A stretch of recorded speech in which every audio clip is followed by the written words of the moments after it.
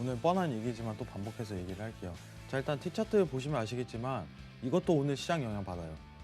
파워립에서 변화하는 게 금값뿐만 아니라 국채, 금, 그리고 달러, 증시 다 영향받습니다.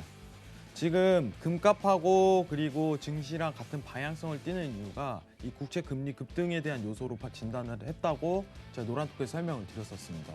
이해를 하셔야 돼요.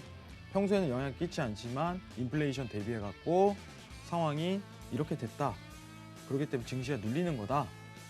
근데 지금 파월에서 어떤 발언이 나올지 모르기 때문에 2시 이후에 장에 대한 추세가 잡힐 가능성이 굉장히 높다고 측정할 수 있어요. 근데 지금 여러분들이 혹여나 이제 미증시 개장하고 파동에 대한 체크로 한번 진입이 가능하신 분들은 이 저항대 자체는 한번 연결이 됩니다. 그 저항대는 12,750포인트 이 자리가 가장 유효해요. 미증시 개장하고 하고 내리는 거죠.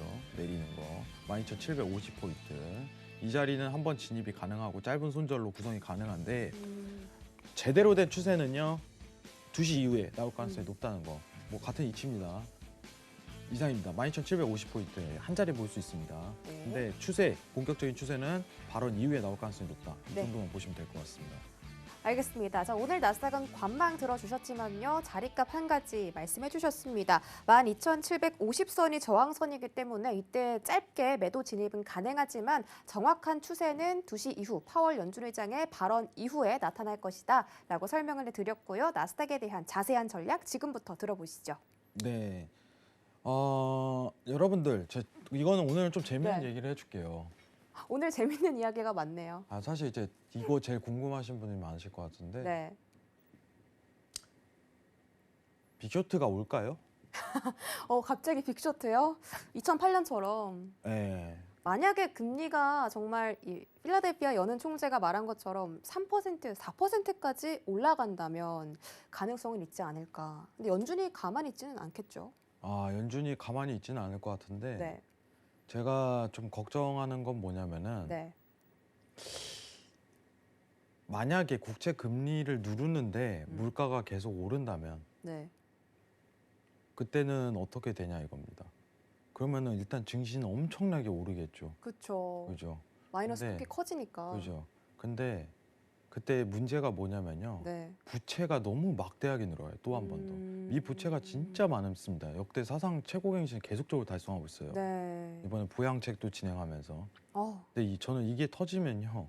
진짜 심각할 거라고 보거든요. 그 버블이 상당하겠네요. 그죠? 근데 저는 지금도 증시가 버블이라고 하는데 네. 1차 버블이 좀 이제 코로나19 기준으로 일어났다면은 네. 전 2차 버블이 더 한 번 더 늘어날 거라고 생각을 해요. 아, 기간에 대한 모멘텀은 좀 많이 남았어요. 올해 하반기 올해까지도 계속 상승 랠리를 이어갈 가능성이 높은데 근데 만약에 문제가 생긴다면은 저는 미 부채에서 문제가 생길 가능성이 굉장히 높다고 생각해요. 명목금리는 올리지 못하는데 물가 상승률만 계속 주도적으로 올리는 상황이 연출된다면은 이거 통제 안 됩니다. 미국도. 코로나 때는 여러분들 어떻게 보면은 질병이죠. 질병적인 문제인데 여태까지 이제 빅쇼트라는 관점에 본다면은 금융에 대한 시스템이 한바닥 꼬이면서 시작됐어요. 꼬이면서 모든 이제 IT 버블과 그죠? 어떻게 보면은 리먼 브라더 사태 네. 그리고 이제 지금인데 이번 코로나가 빅쇼트라기보다는 뭔가 금융적인 시스템이 한번 꼬여야지 그때 빅쇼트가 한번 발현될 가능성이 굉장히 높다라고서 생각을 합니다. 근데 아직은 상승 랠리를 저는 이어갈 수 있다고 생각을 해요. 여러분들. 왜냐면은 통화 정책 사이클상 보더라도 연준이 꺼낼 수 있는 카드는 굉장히 많겠거니와 시장이 인플레이션율이 코로나 이전율로 회복을 했어요. 이전으로. 코로나 이전 상태로 물가 상승률이 복귀를 했습니다. 근데 지금 물가 상승률이 문제가 되는 이유는 경제 회복이 완전하게 이루어지지 않았음에도 먼저 돈을 풀다 보니까 물가 상승이 워낙 급등했던 요소에 대해서 문제를 지적하는 겁니다. 저는 여러분들 일단은 미증시를요 어디에서 가장 매수를 보는 게 이상적일까요? 라고 판단을 했을 때 여러분들 12,110포인트라고 좀 얘기를 드려요. 12,150포인트 이 자리입니다. 12,150포인트. 채널 구성이요 완전히 바뀌어요. 채널 구성이 채널 구성이.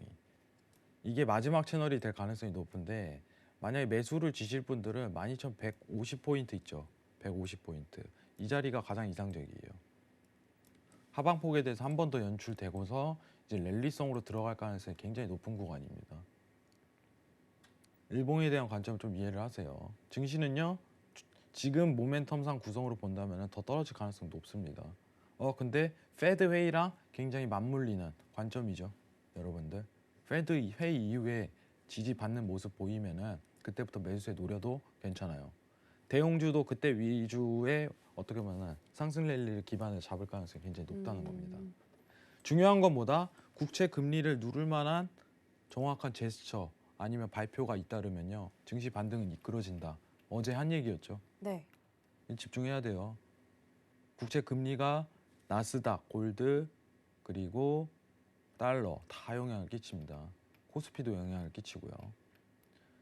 최근에 이런 외신을 보셨을 거예요. 미 국채 금리가 급등하니까 신흥국 위주에 대한 국채도 죄다 올라버리는 현상. 같은 이치예요, 여러분들. 미 국채가 지금 세계 시장을 주도하고 있어요. 모든 걸 다 흔들어요. 엄청 민감한 요소예요. 근데 2월 중순부터 사실 이제 증시는 영향이 없었어요. 원래 이전에는 여러분들 이때는 영향이 없었는데 물가 상승률 대비해 갖고 올라갔고 지금 이런 거예요. 너무 많이 오르니까 물가는 이렇게 조금 오르는데 국채는 이만큼 올라. 증시에 영향을 받는 겁니다. 이때는 이해하시길 바라겠고 노란톡 들어오시면 이 부분 자세하게 설명을 했는데 오늘 여러분들이 집중하셔야 되는 건 파월 연설이 왜 입이 쏠리는데 왜 중요한가? 이 발언에 대한 가능성이 있을까 없을까라는 판단의 귀추에 몰리기 때문이에요. 만약 얘기가 안 나온다 그러면은 추가적으로 국채 금리가 더 올릴 가능성이 높아요. 그러면은 나스닥이 하방 모멘텀을 더 들어가겠죠. 여러분들 기억하셔야 돼요. 방향성이 파월의 발언에 의해서 좌지우지 될 것이다. 이해하시기 바랍니다. 이상입니다.